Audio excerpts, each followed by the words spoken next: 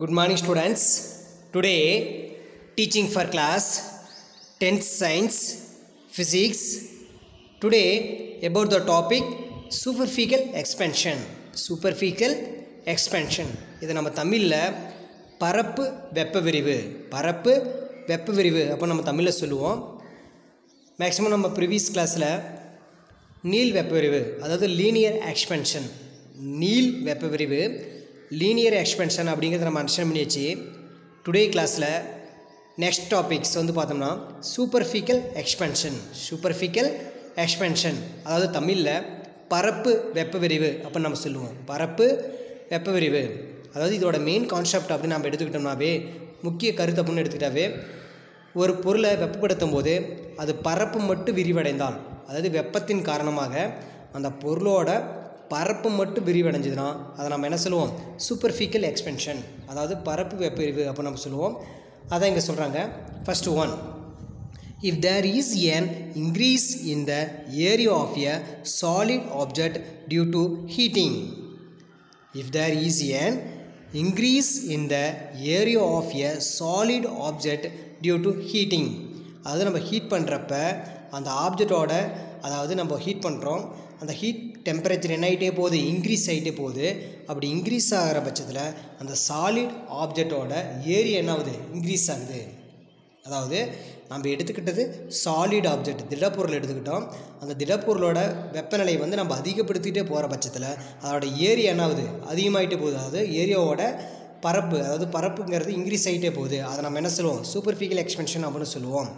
Then the expansion is called superficial or aerial expansion.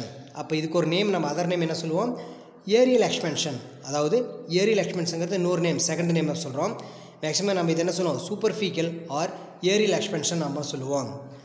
If there is an increase in the area of a solid object due to heating then the expansion is called superficial or aerial expansion.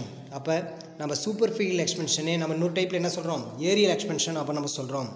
Next, the superficial expansion is determined in a terms of coefficient of super expansion.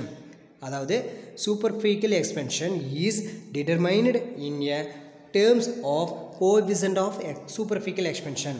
அதாவது என்ன சொல்றோம் அப்படினா the superficial expansion அப்படினாவே பரப்பு வெப்ப விரிவு அப்ப நம்ம சொல்லுவோம். இந்த பரப்பு வெப்ப விரிவுவே அதுக்கு ஒரு குணகம் அதாவது ஒரு குணம் கேரக்டர் இருக்கு. அதாவது காமனா யூஸ் பண்ணக்கூடிய குணகம் அப்ப நம்ம சொல்லக்கூடிய கோஎஃபிஷியன்ட் அப்ப நம்ம சொல்லுவோம். அப்ப கோஎஃபிஷியன்ட் ஆஃப் superficial expansion அப்படிங்கற மெத்தடுக்கு மாறுது. அதாவது super expansion that determined in terms of coefficient of superficial expansion. அதாவது இதோட குணகத்தை தான் என்ன சொல்றாங்க coefficient of superficial expansion அப்படினு சொல்றாங்க. குணகத்தை தான் என்ன சொல்றாங்க coefficient of superficial expansion அப்படினு சொல்றாங்க. அதோட குணகம் அதாவது அதோட கேரக்டர் நமக்கு லெட்டர் யூஸ் பண்றோம் k power -1 k power -1 k power -1 அப்படினாவே நம்ம என்ன சொல்லுவோம் அப்படினு பார்த்தோம்னா kங்கிறது கெல்வினா இன்டிகேட் பண்ணும். நெக்ஸ்ட் நமக்கு என்ன கொடுத்திருக்காங்க அப்படினா the superficial expansion is determined in the terms of coefficient of superficial expansion. The ratio of increase in a area of the body for degree rise in the temperature to its unit area is called coefficient of superficial expansions. அதாவது ஒரு object எடுத்துக்கிட்டோம் ஒரு particular object எடுத்துக்கிட்டோம் அதோட temperature என்ன பண்றோம் degree வைஸா அதோட டெம்பரேச்சரை டிகிரி வைஸா இன்க்ரீஸ் பண்ணிட்டே போறோம். அப்படி இன்க்ரீஸ் பண்ற பட்சத்துல அதோட பரப்பு ஏரியா வந்து என்ன ஆகுது அப்படினா அது இன்க்ரீஸ் ஆயிட்டே போகுது. அத நம்ம என்ன சொல்லுவோம் coefficient of superficial expansion. அதோட குணகத்தை coefficient of superficial expansion அப்ப நம்ம சொல்லுவோம். அத இங்க சொல்றாங்க. Next, the coefficient of super expansion is different for different material. இந்த கேரக்டர் அதாவது இந்த பரப்பு வெப்ப விரிவு அப்படிங்கிறது பொருளோட தன்மைக்கு தகுந்த மாதிரி என்னவோ மாறுபடும். பொருளோட தன்மைக்கு தகுந்த மாதிரி அதிகரிக்கும் குறையும் அப்படினு சொல்றாங்க. பொருளோட தன்மைக்கு தகுந்த மாதிரி மாறுபடும் அப்படினு சொல்றாங்க. The coefficient of superficial expansion is different for different material. அந்த பொருளோட தன்மைக்கு தகுந்த மாதிரி என்னவோ மாறுபடும் அப்படினு சொல்றாங்க. The SI unit of coefficient of superficial expansion is k minus power -1. அதாவது நம்ம ஆல்ரெடி முன்னாடி சொன்னதான் coefficient of அப்படினாவே என்னது அதோட கேரக்டர் அதுக்கு லெட்டர் யூஸ் பண்றாங்க k power -1 அப்படி சொல்றாங்க. அப்ப அத நம்ம பத்தி தெரிஞ்சுக்கிட்டோம். Next the equation relating to the changing in area and the change in temperature is given below. அப்போ அந்த படத்தை வச்சு நம்ம சொல்லியிருக்காங்க. ஏரியா மட்டும் இன்க்ரீஸ் ஆகிறதுக்கு என்ன கொடுத்துருக்காங்க, நம்ம படம் கொடுத்துருக்காங்க. அதாவது ஃபஸ்ட்டு பார்த்தோம்னா ஒரு அந்த பிங்க் கலர், அதாவது ப்ளூ கலரில் இருக்கக்கூடிய அந்த ப்ளூ கலர் இருக்கக்கூடிய நேச்சுரலாக அந்த ஆப்ஜெக்டோட சைஸு நம்ம ஹீட் பண்ணுற பட்சத்தில் அதோட சைஸ் என்ன ஆகுது, டோட்டலாக அந்த பரப்பு மட்டும் என்ன ஆகுது, இன்க்ரீஸ் ஆகுது. அந்த பரப்பு எந்த அளவுக்கு இன்க்ரீஸ் ஆகுது அப்படின்னு பார்த்தோம்னா க்ரீன் கலர், அதாவது பச்சை நிறம் அந்த அளவுக்கு இன்க்ரீஸ் ஆகுது.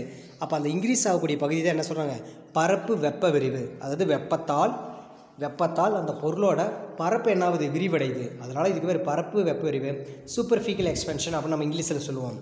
இந்த படத்தை வச்சு நம்ம எடுத்துக்கிட்டோம். இந்த இடத்துல A0 அப்படிங்கிறது area original.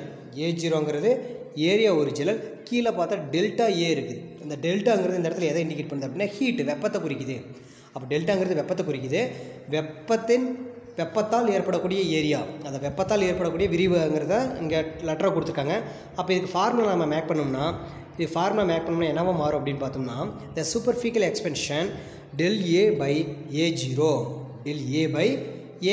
Equal to coefficient of A delta T.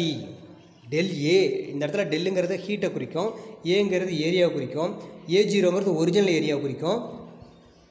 அந்த இடத்துல ஆல்ஃபா ஏ அப்படிங்கிறது அந்த ஏரியாவோட குணகம், அதாவது கோஎஃபிஷியன்ட் ஆஃப் சூப்பர்ஃபிகல் எக்ஸ்பென்ஷன் அப்படின்னு சொல்லுவோம். ஆல்ஃபா ஏங்கிறது coefficient of superficial expansion. Delta டெல்லுங்கிறது ஹீட்டை குறிக்கும், டீங்கிறது எதை குறிக்கும், டெம்பரேச்சரை குறிக்கும். நெக்ஸ்ட்டு இந்த del A அதோட மீனிங் கொடுத்துருக்காங்க, change in area, final area minus initial area அப்படின்ட்டாங்க. நெக்ஸ்ட்டு ஏஜிரோங்கிறது ஒரிஜினல் ஏரியாங்கிறது ஒரிஜினல் ஏரியா. டெல்டா டீங்கிறது change in temperature, final temperature minus initial temperature அப்போ நம்ம சொல்லுவோம். நெக்ஸ்ட் நமக்கு என்ன கொடுத்துருக்காங்க, கோஎஃபிஷியன்ட் ஆஃப் ஏ அப்படின்னா இந்த கோஎஃபிஷியன்ட் அப்படின்னா அதோட குணகம், ஏரியாவோட குணகம் கொடுத்துருக்காங்க. இந்த கோஎஃபிஷியன்ட் ஆஃப் சூப்பர்ஃபிகல் எக்ஸ்பென்ஷன், அதாவது அதாவது அதோட குணகத்தை தான் சொல்லியிருக்காங்க. கோஎஃபிஷியன்ட் ஆஃப் சூப்பர்ஃபிகல் எக்ஸ்பென்ஷன் சொல்லிட்டாங்க. அப்போ ஒரு ஃபார்மா பற்றி நம்ம மாற்ற முடியும். நெக்ஸ்ட் டாபிக் நமக்கு என்ன கொடுத்துருக்காங்க அப்படின்னு பார்த்தீங்கன்னா கியூபிக்கல் எக்ஸ்பென்ஷன், அதாவது கடைசியாக இருக்கிறது நமக்கு என்னது, கியூபிக்கல் எக்ஸ்பென்ஷன். இந்த இடத்துல கியூபிக்கல் அப்படின்னாவே நம்ம என்ன சொல்லுவோம், பரும வெப்ப விரிவு. பருமம்னா ஃபுல், அதாவது அந்த ஒரு பொருள் இருக்குது அப்படின்னாவே அந்த பொருளோட முழு வடிவமே என்னாவது, வெப்ப விரிவதால் விரிவடையுது. அதாவது ஒரு பொருள் எடுத்துக்கிட்டோம், அந்த பொருளை வெப்பப்படுத்துகிற பட்சத்தில் அந்த பொருளோட முழு உருவமே விரிவடையுது அப்படின்னாவே நம்ம என்ன சொல்லுவோம், இந்த இடத்துல கியூபிக்கல் எக்ஸ்பென்ஷன், தமிழில் அதை பரும வெப்ப விரிவு அப்படின்னு நம்ம சொல்லுவோம். இப்போ பார்க்குறது அந்த டாபிக் தான் பார்க்குறோம். First one, if there is an increase in the volume of a solid body due to heating. If there is an increasing in a volume of a solid body, அதாவது சாலிட் கேரக்டர் தான் எடுத்துக்கிட்டோம், அதாவது solid object எடுத்துக்கிட்டோம், அதோட solid object எடுத்துக்கிட்டோம், அது heat என்ன ஆகுது, இன்க்ரீஸ் ஆகுது அப்படின்னு சொல்கிறாங்க. நெக்ஸ்ட்டு சாலிட் ஆப்ஜெக்ட் தான் எடுத்துக்கிட்டோம், இங்கே அதான் சொல்கிறாங்க. if there is an solid object, there is an increases increases in the volume of a solid body due to heating. அதாவது சாலிட் பாடி தான் எடுத்துக்கிட்டா ஹீட் பண்ணோம்னா அது என்னவும் டோட்டலாக இன்க்ரீஸ் ஆகும். அதுதான் என்னது, அதாவது கியூபிக்கல் எக்ஸ்பென்ஷன் அப்படின்னு சொல்லுவோம். இங்கே என்ன சொல்லியிருக்காங்க அப்படின்னா இந்த expansion is called cubical or volumetric expansion. அதை சொல்லிட்டாங்க. வால்யூம்னாவே எதை தான் குறிக்கும், பருமன். வால்யூமெட்ரிக் ஆஃப் எக்ஸ்பென்ஷன் அப்படின்னு நம்ம சொல்லுவோம். Next, as in the cases of a linear and aerial expansion, this is a cases of the linear and aerial expansion. The cubical expansion is also expressed in terms of coefficient of cubical expansion. அப்போ இதுக்கும் என்ன வருது, coefficient of cubical எக்ஸ்பென்ஷன் வருது. Coefficient ஆனது குணகம்னு சொல்லுவோம். அப்போ இந்த பரும வெப்பரிவுக்கு என்ன இருக்குது, குணகம் இருக்குன்னு சொல்லிட்டாங்க. The ratio of increases in volume of your body for degree rises in temperature to its units volume is called as coefficient of cubical expansion. அதாவது கியூபிக்கலோட கோஎஃபிஷியன்ட் இதோட குணகத்தை கொடுத்துட்டாங்க. This is also measured in K power -1. அப்போ இதுக்கும் coefficient of letter use பண்ணுறாங்க. Coefficient of letters நம்ம என்ன use பண்ணலாம், K power -1. கேங்கிறது இந்த இடத்துல எது இண்டிகேட் பண்ணுது அப்படின்னா கெல்வின் இண்டிகேட் பண்ணுது. அப்போ எல்லா எக்ஸ்பென்ஷனுக்கும் நம்ம என்ன யூஸ் பண்ணுறோம், K power -1 கெல்வின் தான் யூஸ் பண்ணுறோம். நெக்ஸ்ட் இது 1 மார்க் கொஸ்டின்ஸை கேட்பாங்க. நெக்ஸ்ட் நமக்கு என்ன கொடுத்துருக்காங்கன்னா இதுக்கு ஃபார்முலாஸ் வரும். இந்த இடத்துல நமக்கு ஃபார்முலாஸ் என்ன கொடுத்துருக்காங்க அப்படின்னு பார்த்தோம்னா இங்கே ஃபார்முலாஸ் கொடுத்துருக்காங்க, படம் கொடுத்துருக்காங்க. ஃபஸ்ட் ஒன் டயக்ராம் வச்சு நம்ம அண்டர்ஸ்டாண்ட் பண்ணிக்கோம். ஃபஸ்ட் என்ன இருக்குது, டயக்ராம் இருக்குது. V0 அப்படின்னா வால்யூம் ஒரிஜினல். V0 அப்படின்னா என்னது, வால்யூம் ஒரிஜினல். அப்போ அந்த ஒரிஜினல் வால்யூம் இருக்கிற ஒரு ஆப்ஜெக்டை ஹீட் பண்ணுறோம், டெம்பரேச்சரை இன்க்ரீஸ் பண்ணுறோம்.